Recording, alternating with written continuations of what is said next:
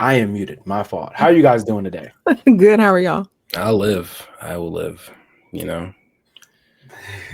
Us we're hustling, and Steph's in the X mansion. I wish. No, I need to change this background because but yeah, Just push Xavier over for me. All right, I know he deserves it. I got y'all. Give him a little shove. But it's great to have you guys here today. We've all three of us have met before multiple times now, and each time it's a pleasure, especially when we can do something like this. But I know who you guys are. I'm pretty sure some of our viewers don't. Would you mind introducing yourself? Let's go with White first.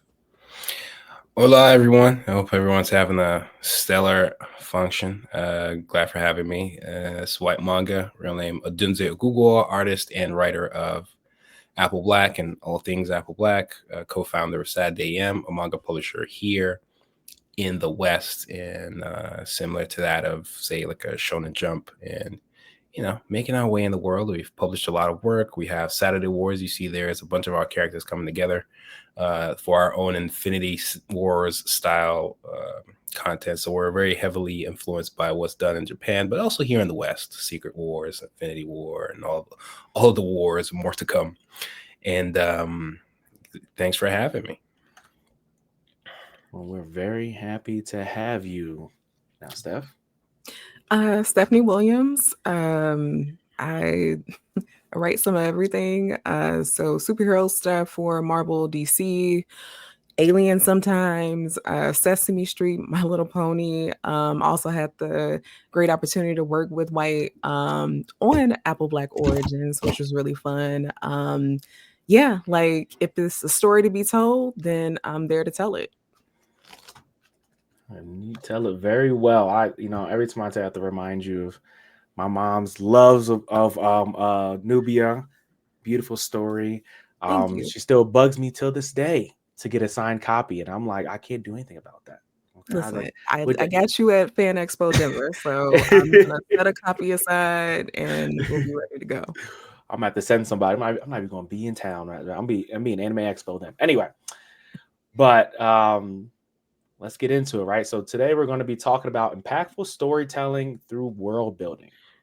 All right. So I think this is something that we see a lot of people struggle with when it comes to world building, like the definition of it, what exactly it is, and then how to build upon it, how to keep your world alive and keep people interested in it as your story progresses. So I think my first question for you guys would be, what role does the environment or setting of the story take in the narrative? Especially in when we say comics and manga. So a little bit different from what you would get from a novel, or even similar. I guess you could say similar to what you get in a movie, right? Mm-hmm. But what role do you guys believe that it would take in it? Let's go Steph first. I think it's very important. Your location is also a character. I even think of, like you brought up novels, but I even think of some of the novels that I enjoy. And even if it's set in a real world, but there's a fictional town, I'm invested in that and the characters that live there. So for 2 stories that I'm working on right now, which are creator owned, both of them take place in, on Earth, the real world. But for one of them, because it's a cosmic horror, like I know that I need to toe the line between surrealism and then also just kind of keeping things as true as possible to what we encounter in the real everyday world. So that includes like doing a bunch of research to make sure that it feels lived in and it feels like something that really would exist.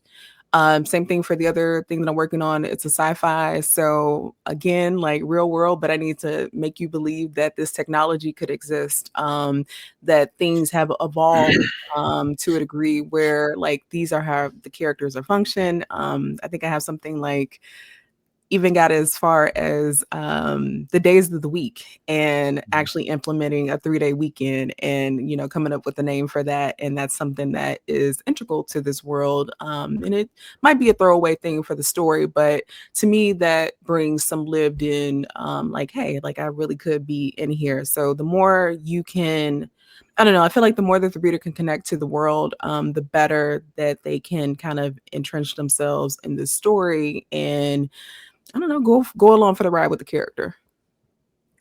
Okay, I agree with basically all that. It's very interesting how talk about naming something for the weekend, right? That transports the reader, right? Because now Mhm. it's like I'm in a different world because they're doing different things.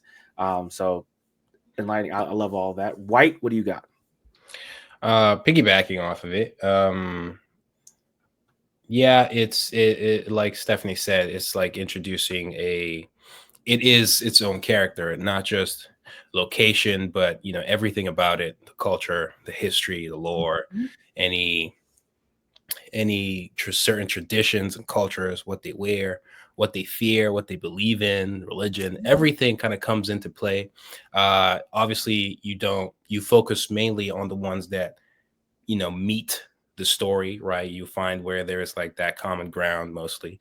The other things can be present, but I think the ones to focus on are the ones that enhance the story and push the story to help develop the story and characters moving forward.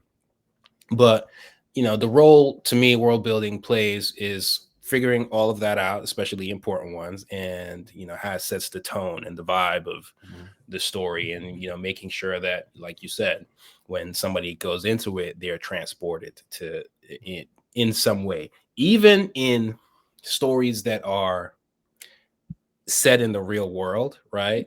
There's still ways to understand the rules of how everything works. It just transports you. Like you can go to like a John Wick, Mhm. how how the hotel works, how I don't want to spoil too much, but if you haven't seen any John Wick right now, shame on you.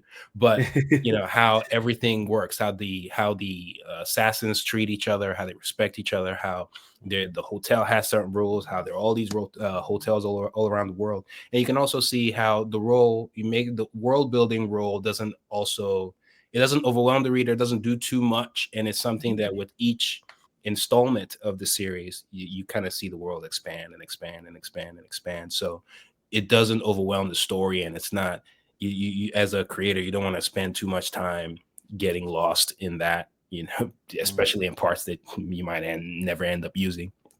Yeah. But that's the role I think it plays, and just it sets the world, sets the rules. It helps push the story in certain ways, and it just kind of transports the reader into a whole new world. And so it's location, it's culture, it's dress code, it's the difference in location, it's the history, it's the beef, it's everything. Yeah. Yeah, I don't know. I think that sometimes we underestimate how much of the world is world building.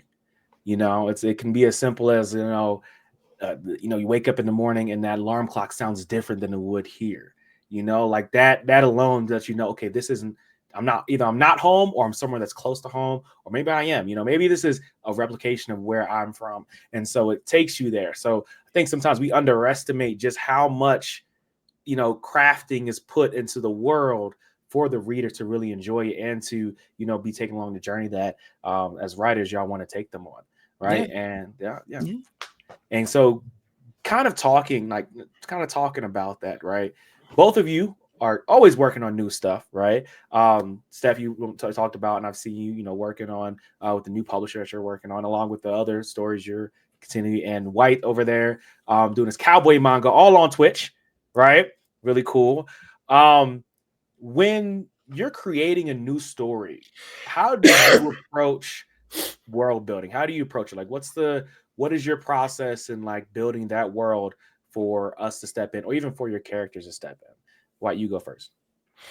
um when I'm creating this, with all the things that we've mentioned, I always keep those in mind, Mhm. and again, focusing on how it helps the story. So at the same time, while I'm writing the story and coming up with the characters, figuring out what makes them work, what makes them tick, what their role is here, what's their arc here, what's the point, why do they exist.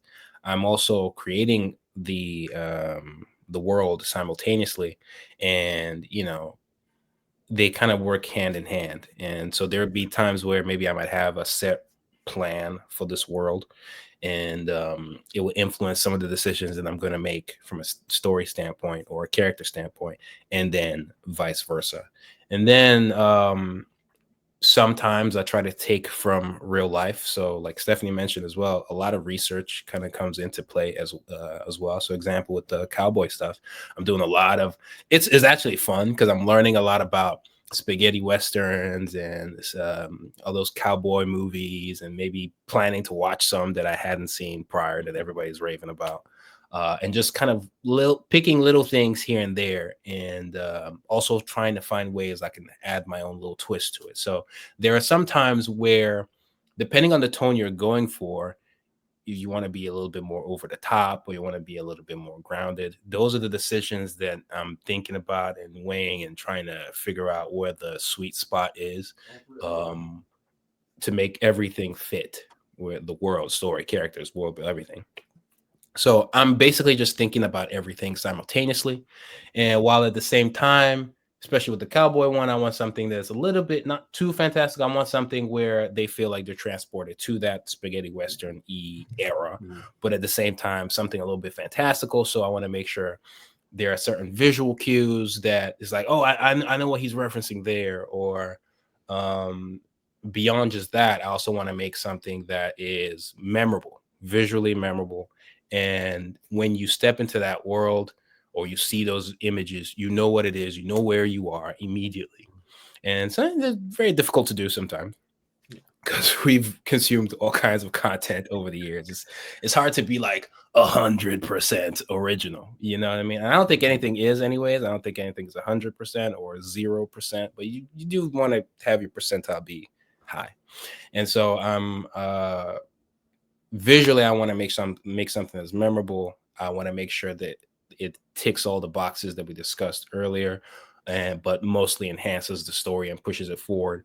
And while paying respect to and calling nods to all the research that I'm gathering. And there's a similar approach to what I do at Apple Black as well, where I'm pulling from all these different cultures, and then also from top popular media that has anything to do with wizardry or sorcery or of any kind, but still trying to find little avenues and pockets to add my own little twist to it, make it fun, make it unique, and very almost giving it a signature to some degree.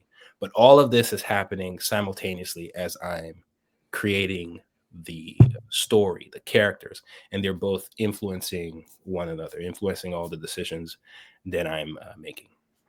Okay, yeah, that makes a lot of sense. Also, does that be whenever Western movie night on White Manga Twitch? We gonna maybe I was thinking about that, but I don't know the term service. I'm not. Yeah, I'm trying to get banned. I thought about that. And, then there's that, and then there's like, oh, maybe some of these westerns, they're too graphic, or they're showing all kinds. I feel like the old ones, like if you touch on like not the necessarily black and white ones, but you know what I mean, like probably like late 80s. I think those be fine. Like those should have any copyright on Twitch. Yeah, I feel like they should. Like, I would say 50s, 60s Bonanza or something. Maybe like those, that. those ones too as well. Yeah, I feel like you might be able to get away with it. Yeah, we'll see. But it should be fun. It should be fun. I like how you bring that history piece into it. Another thing, talking about underestimating, right? Talking about underestimating well-being. I think people underestimate how much history and how much research also goes into writing, and how that again builds upon the world that we're talking about, right? So talking about history, I'm going to add a small addendum for you, Steph. As someone who's written with Marvel and DC, right? You aren't just making a character out from your own, nothing, right? They have history. They fit in the world. Your character could, I think you did right for Spider-Man. It could be in the middle of a Spider-Verse event. And so now you have to fit your character, whether it's a new story, right? Fit your character in that ongoing world as well. So would love with you talking about your original stuff, if you could touch on how you continue to build that world while going on one that's been continuing being built. Yeah, it's a lot. I think Nubia and the Amazons would probably be the best example of that, because you have this pre-established world or corner of the DC universe, the Mascara, but also at the same time, there are a lot of missing pieces because it just doesn't get that much attention because Diana is usually over in Man's World. most of the time, and we don't spend a lot of time over in Themyscira like that. So it was, and then Nubia herself, a character that already existed but didn't really have too much of any backstory or meat. So that required a lot of research, and not just research and me reading DC. Like I read George Perez's run, Greg Rucka, even John Byrne. I read his run too. But not just outside of comics, or even outside of DC, just reading what Coates did with the Dora Milaje, because the Dora Milaje and the Amazons to me have a lot of similarities.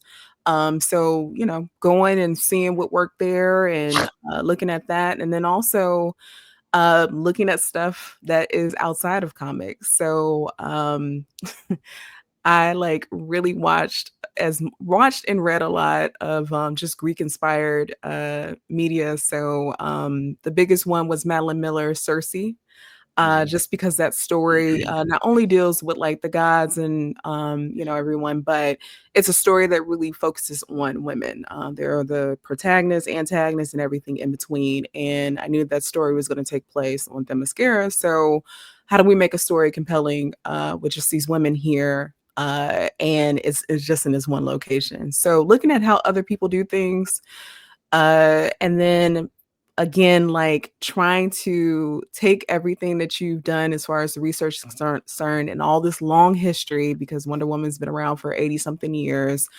finding foundational pieces that you can kind of build on. That way you're able to put your own personal touch on it while also being true to the rules and what has already been pre-established, and how best to kind of either build on something that, you know, either at the time the creative team didn't have a moment to really give it meat, or you know, to make something new, because there is something that is already established that is like, if that exists, then this can exist, and this is why I believe so, because of this thing. So even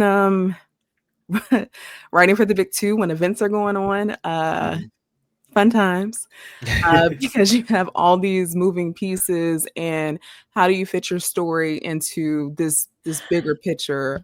So sometimes that requires looking at, you know, whole outlines from other creative teams and what they're doing, and like what the focus is of the event, and just kind of like seeing what that objective is and trying to meet it. I will say that now that I'm really entrenched in doing my own stuff and creating from the ground up, I don't even know if I necessarily want to say is one is better than the other, or one is easier than, because they both have their challenges, I'm finding. But it is nice to be able to just kind of start from scratch and not be beholden to, you know, 80-50 years of lore. I do love that stuff, because to me it's fun to kind of find where you can put your puzzle piece. But you know, it's nice to not have to really deal with that. Okay, that makes sense. I feel like it's like the interesting balance, you know, because with like what you guys mainly do at Saturday AM is everything's original, except for, you know, Saturday Wars is finally bringing everybody together. But for the most part, you know, you're building your own world until you get there. And so I think that that kind of like bridging between that is so different, because you don't have to talk to anybody else. Why? You're like, you know, I'm making out with Black. I don't got to talk to anybody. I get to volume 20 and I don't care what Hammer's doing. I don't care what they're doing on and like that. But, you know, that could change soon, you know, with Saturday Wars and the effects of that. How does that reverberate throughout the Saturday AM universe, you know, and stuff like that. So I don't know if you can answer that. So it's not too different. It's not too different, especially, you know, now that we're in this multiverse era of things. You know, an argument can always be made that this is not the same character that was in the original or whatever. There's always that window open, so we still are free to do all kinds of things, right? We still, with Saturday Wars, and I have a copy here, like early copy here, and we still try to make sure that the core essence of the character, regardless of wherever they exist, is still true in at least in this version. There are times where you can do you can put out new content that's like, okay, here's the character, but everything you know about the character prior, we're just throwing it out the window. We're doing something completely new, have a little twist, and having some fun with that, right? Mhm. There are windows where you can do that, but especially for our first time out, for the first time with the characters meeting each other, we try to stay true to what made them work in their individual worlds, while trying to, so like Stephanie mentioned, we're still trying to we still need to understand each other, and to make sure, okay, we can say something new here without breaking the bank and just destroying everything that everybody's understood for these individual characters now that they've come together. Because then if the character is so different or different enough, right, then it doesn't feel like they're meeting for the first time. It doesn't feel like, you know, I was looking forward to this version of the character meeting this version of the character, and things like that. But we still had fun. We still did things that were a little outside. We still, you know, we're not afraid to kill somebody off. You know, we're not afraid to do all those kind of things and have fun with it. And but there is some overlap with that thinking. And even working with Stephanie on the light novel, I'm sure some of those challenges will still come into play, because, you know, I asked Stephanie to, like, you know, do a little research with some of the previous stuff in the world. So, you know, she's coming into this world, but there was still room in here to do fresh and unique stuff that I hadn't done prior. You know what I mean? But still making sure that it fits the world. And so it's different challenges, and it's sometimes it can be fun in its own way, you know? So yeah, that's really all it is. And with Saturday Wars, that will be available, I believe, in a couple months. But this is just like a early copy. So the stakes are going to be high in Saturday Wars. Yes. Somebody's going to die. I didn't different versions of characters. I didn't say anything. Man. Come on, man. Don't quote me. I like how Steph get the book now. Nobody dies. Everybody's gonna be looking at me like that. I'm gonna call you immediately. I'm like, you told me somebody was gonna die. Come on. Yeah. I like how Steph, like you brought up rules, right? I think, you know, when it comes to writing, when it comes to art, you know, the people keep talking, there's rules, there's things you have to do, right? So with world building, I hear a lot about rules, things you got to do, right? I want to know for you two, what are some things that you would avoid, that you regularly avoid with world building? Or when you're writing your story, you're like, hey, this is not how I do things. Steph, you go first. Ooh,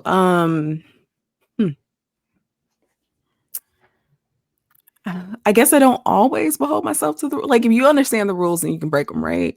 Yeah. For the project that I'm working on right now, like, it's set in 1905. That is something that I said I would never do a period piece. And my character is a Black woman. So, I mean, that time period already presents its challenges. However, just because it doesn't mean that has to be the focus. That it could be in the background. So for me, if, I don't know, whatever political, I don't know, just different things like that. Like, if it is not the central part of the story, like, it exists and it's there and we nod to it, but that is not the main focus. The focus of this story is this woman is a chemist, and she finds some shit that she shouldn't find, and things go left. That's the central focus. So for me, like, you know, depending on you know, what the world is, because I'm always writing Black women, I don't always behold myself to making their lives hard when I don't have to, if it's not something that is conducive to the story. That's just one of the things. There's ways to show struggle, conflict, all of these things, but it does not have to always be the same thing all the time. It doesn't have to be, you know, some, you know, white guy pushing her over or something like that. Like, we can show struggle in a different way. I mean, even taking it back to Nubia and the Amazons, they're on Themyscira, totally different mindset, totally different existence. However, that doesn't mean that I can't show that this Black woman who's an Amazon doesn't still have her challenges. And do that, but in a different way. So that's her going from being, champion of Doom's Doorway to being queen of the Amazons. That itself presents its challenges that I felt like would be relatable to folks. And that's where media literacy comes in, where you're able to pick up on analogies and all these other things, because it doesn't always have to be so black and white.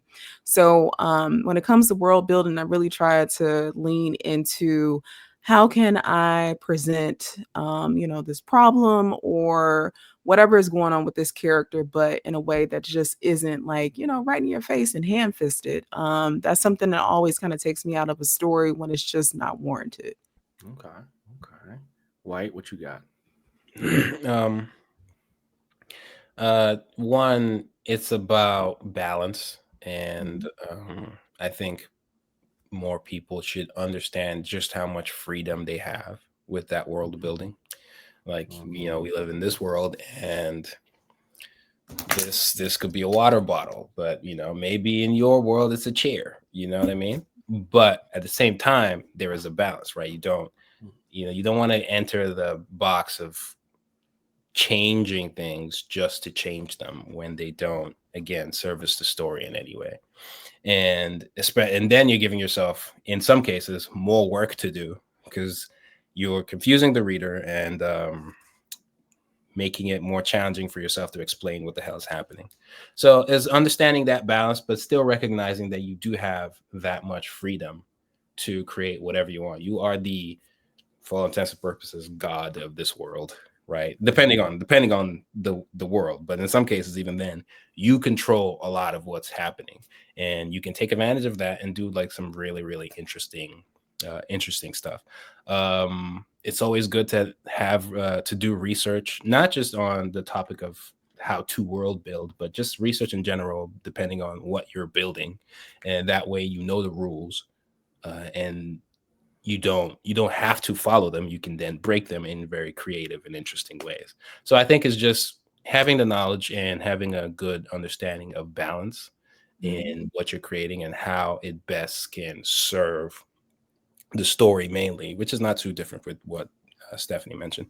And so those are the things I would those are the things that come to mind, where, again, understand the character. The world is kind of a character of its own. Even the first time we see the world, you see this a lot in stories where you meet a character for the first time, and they really take their time to introduce that character, right?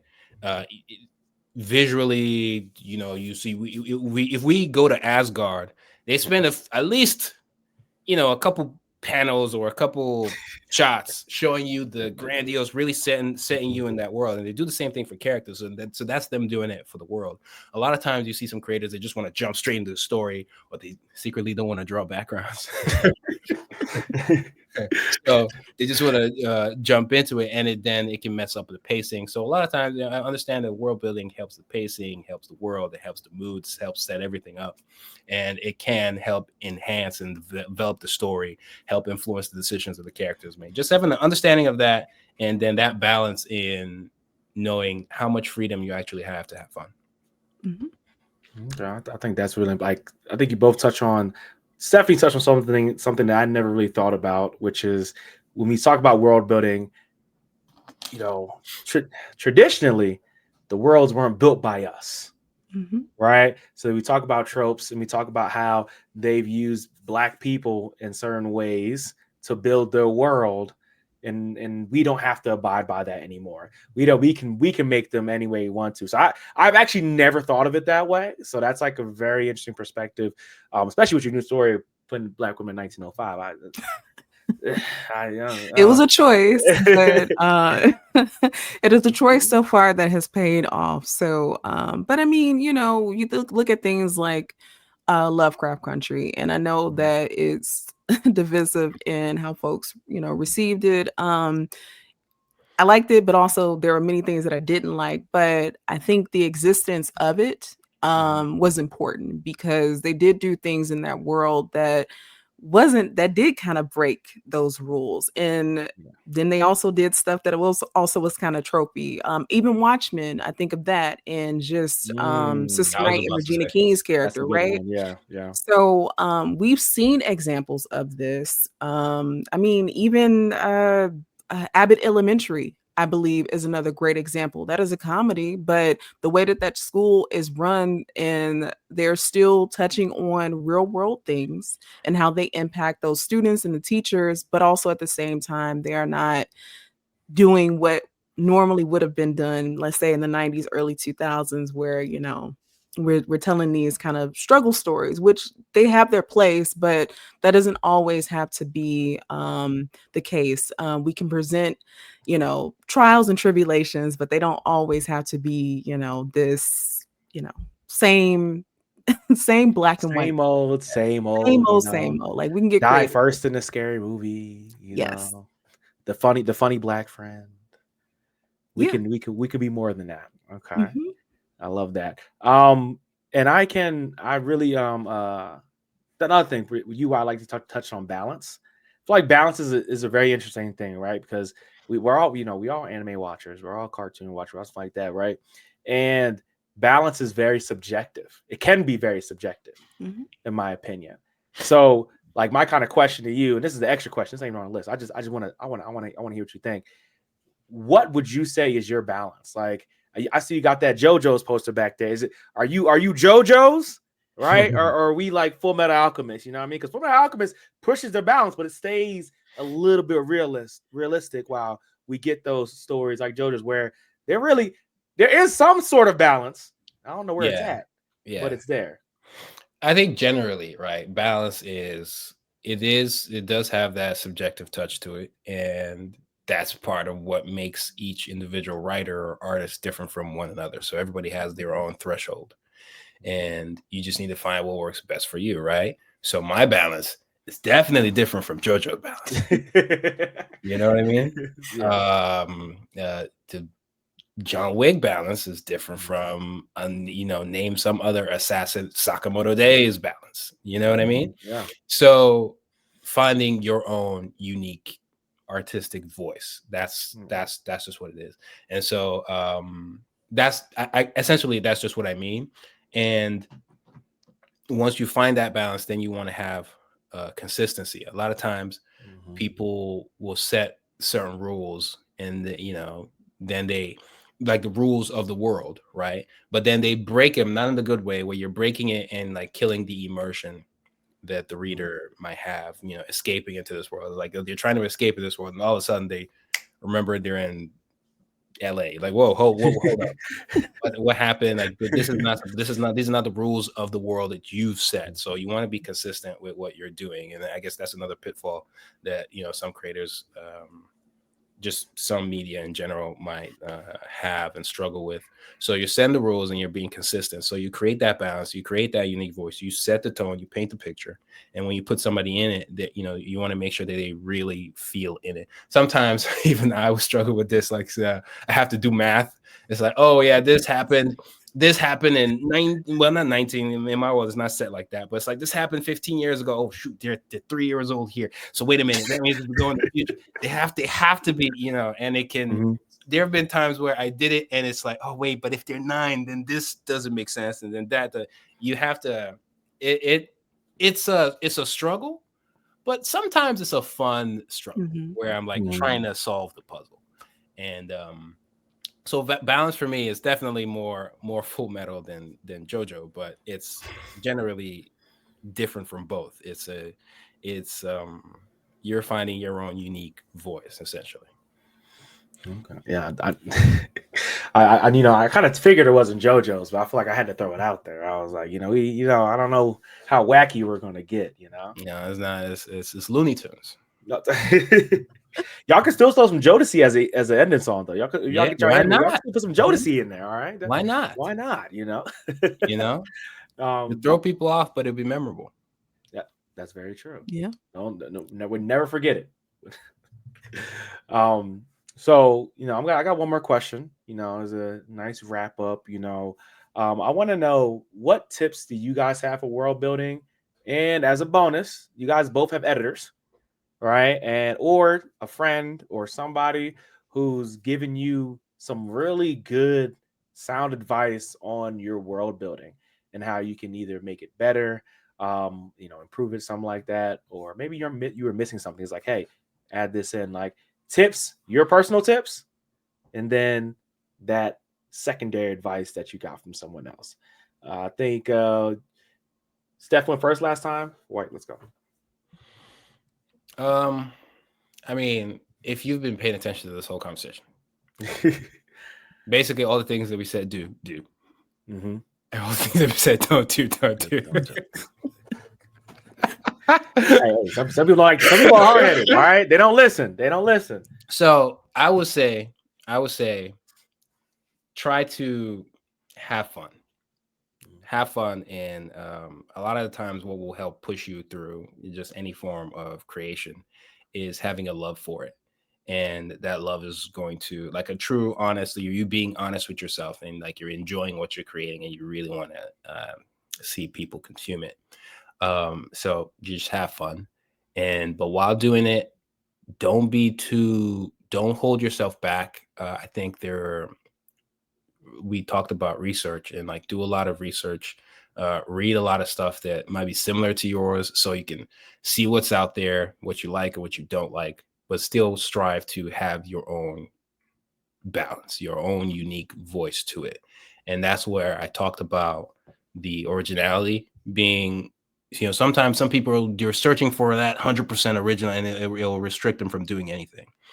Like I said, nothing is 100, nothing is 0, but you want to make sure, maybe most people would consider yours above 75, and then shoot for that, have fun, and start. A lot of people think about this stuff, they have ideas, but they never do anything. Start, just do it. Nike.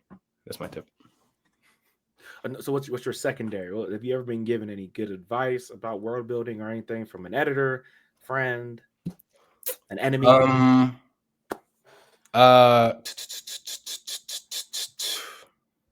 Nothing beyond what we discussed already. I'll say one of the I had like a major professor when I did my master's in Texas, and he was a big anime manga reader as well. So and my focus, my major was on manga. So it was cool to do that kind of research here in America. You don't really see that kind of stuff. And I know he read some of my stuff, and he just helped me out with pacing. And so some of the things that I talked about with, it can apply to world building, where you take your time with things, right? Don't rush everything and treat the world like a character on its own. So when we're here for the first time, you treat it like a character. You have the little wow factor, but again, you want to make sure it meets the. You don't do that every time. You want to make sure it fits the mood. It serves its purpose of what we're doing. Like, you don't want to spend, say, 10 chapters showing every angle of Asgard, right? There's no point. Or sometimes you might not even show it at all, right? You understand the rules and then you break them, right? Mm-hmm. And so just understanding that this is treating it like a character on its own, and then knowing where to implement your sense of balance based off of your style, based off of what serves the story in that moment, and make sure that the pacing of it is, make sure the pacing works. And so something along those lines, that's what I got from him. Okay. Yeah, I love that. I need to know what school that is, though. What school? University of Texas. Degree? University of Texas at Arlington. What? It was a visual communications design master's, but I had my focus in manga, so I was allowed to do that. Wow. And it ended up being able to now I have the MFA. I actually taught a few semesters teaching literally comics and manga. I want to say that's the first time ever, but maybe. Oh, Professor White, I got you. Okay, yeah. I gotta. I'm out here. That's cool. I didn't know University of Texas was cool like that. You see like there's creative writing degrees, but yeah, I had to teach it. I had to teach it during COVID though, so that sucks. Yeesh. Yeah. All right, Steph. What you got for us? Outlines are your best friend. I am someone who didn't want to subscribe to that at first, but really are, because it helps keep you honest. And if anything, it provides a roadmap, especially if you're more working on multiple projects, different worlds. And sometimes it's hard to kind of transition into different worlds just off vibes and whatever. So those outlines are very vital. Even like the throwaway things that you think you won't use, like still put those down so that maybe there is a place sometime, 5, 7, 8 volumes later to put it in. So outlines are your best friend when it comes to anything in regards to writing, but definitely with world building. And then as far as advice from an editor, it was really to just stop holding back, right? To just go full force, and don't be afraid to take risks, and just do the damn thing. So don't hold yourself back. It is your world that you are creating, so you're not beholden to anything but the rules that you set. And just create the things that you want to see. Now, there might not be things that other people want to see, but that's not the point. The point is for you to be doing what it is that you want to do. Just like White said, you have to have a love for this, because there are going to be some days where it gets frustrating and you're not going to want to do it. The muse is not always there, but the deadlines are. So having a love and then also discipline will go a long way, because talent is one thing, but it can only get you so far. But put some discipline with that talent and see how far you can go. Not the deadlines. The deadline's gonna be there. Whether you feel inspired or not, they're gonna be there. Mhm. So first I'm saying I appreciate you both for coming. We talked about your outlines before. What has been your longest outline? Like, what's been the longest outline you've ever made? I didn't even realize this actually yesterday I was looking at it. It's almost 20 pages deep. And it's all some of it's throwaway stuff. I didn't even know it was that long, but I looked at it, I was like, well, damn, like you really locked in, aren't you? But what I'm working on requires it. And also I'm just a research nerd. So either way, it was gonna be that long. Why do you are outliner too? What's been your longest outline? Yes. I do not know how long it is, but I know a couple years ago I started writing everything down. And I mean everything. Yeah. I have a Google document that if anybody finds this Google document, it literally has everything Apple Black in it from start to finish, how many everything, all that happened, everything is in there. The light novel is in there. Like when I was working with Stephanie, it was literally a copy out of here and paste for the outline. And it's not just outlines, it's also kind of a huge journal of just everything Apple Black, explaining certain things, okay, this is how this works and this is why this works, and it has some of the math that I talked about in there so I don't forget. Make sure I'm consistent with the world. And it's like a bajillion pages. I don't know, it just keeps scrolling down. I have the little hyperlink stuff that takes me where I need to go. If I'm working on something. So there's something I'm working on right now that I can't talk about, but it's also Apple Black-ish, and it's in there, and even just that section is huge. So yes, I couldn't tell you. I mean, it's probably over 100 pages or more. It literally has everything in there. Every thought. If I'm in the shower, I come up with a good idea, it's good. Write it down. Yeah. All right, so one of the secrets of being a great comic or manga writer is have insane amounts of outlines. Okay? Yeah. Or just a journal. Or a dream journal with an outline book next to it, with the open Google Doc next to that. Just so you cover all your bases. My notes app looks crazy. If somebody found the journal or outline journal, whatever you want to call it, they'll understand some things, but I don't think they will even be able to read it and truly like it's for my eyes only. Truly, you need like Tom Cruise, Tom Hanks to break down what I wrote down. Need a code breaker. Oh, okay, so we talked. Now let's let the people know where you can find you. I already know who you guys are, right? But let's let people know because Saturday AM has a lot of cool stuff coming on, and Stephanie has a lot of cool stuff. She buried the lead a little bit on that story. You told me one of the mechanics in it, right? Is it some do with time? Some do with time. Oh, yeah. Oh yeah. So So there's a lot more going on that you Oh, guys yeah. want to check out with these two. So White, please give us where we can follow you, what we need to check out. Yeah. What's So going on? this is at WHYTMANGA everywhere. Put a TV at the end for YouTube, but it's pretty much the same everywhere. Instagram, YouTube, TikTok, Twitch, anywhere. As an artist in 2025, you just in case, you got to be everywhere. And so you do that. And then you can get the light novel Stephanie and I worked on. Pretty much I came up with the initial outline, but she also had like some really cool input as well as writing out the prose. So that's Apple Black Origins. Then we have Saturday Wars coming soon. Apple Black Volume 5 recently dropped. So it's 5 volumes in, currently writing and working on 6, as well as a bunch of other projects that we're doing with Saturday AM. A lot of books have dropped. Orisha dropped. Titan King recently dropped. So you can go to Saturday-am.com, and under the graphic novels tab, you'll be able to see all the books that we've released. I'm also doing a lot more tutorial-y stuff on YouTube. So if you're interested in learning a lot more about all this stuff about drawing, but also writing, you can check out the YouTube channel.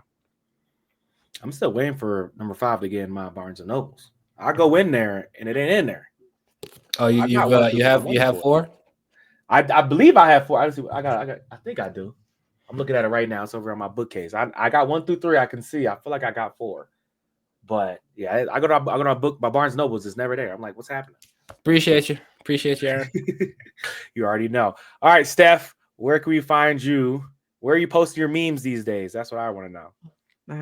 In my mind, but just real quick, to shout out White's YouTube page. I've actually directed my son to his page because he's working on his storytelling, and you do a phenomenal job of just tutorials and making things understandable. So really, I appreciate check out White's page. I appreciate it. So where you can find me at Steph _I will. That's STEPH_I_WILL.